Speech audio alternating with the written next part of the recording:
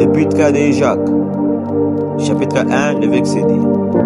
Mes frères, regardez comme un sujet de joie complète les diverses épreuves auxquelles vous pouvez être exposés, sachant que l'épreuve de votre foi produit la patience.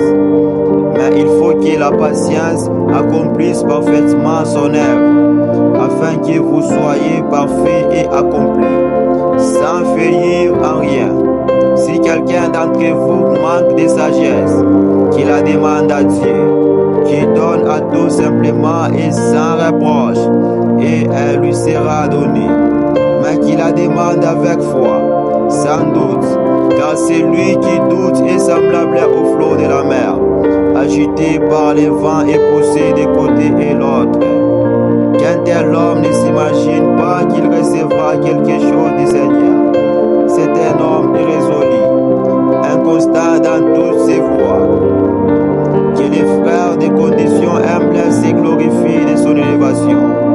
Que les riches, au contraire, se glorifient de son humiliation, car il passera comme la fleur de l'herbe.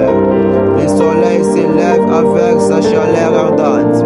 Il a desséché l'herbe, sa fleur est tombée, et la beauté de son aspect a disparu.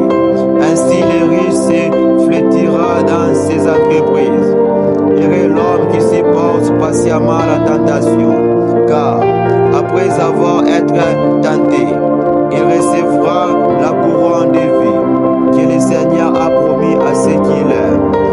Que personne, lorsqu'il est tenté, ne dise « c'est Dieu qui me tente », car Dieu ne peut être tenté par le mal, et il n'est été tenté lui-même par rien.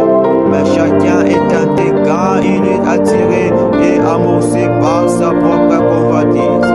Oui, la convoitise, lorsqu'elle l'a conçue, enfante le péché, et le péché, étant consommé, produit la mort.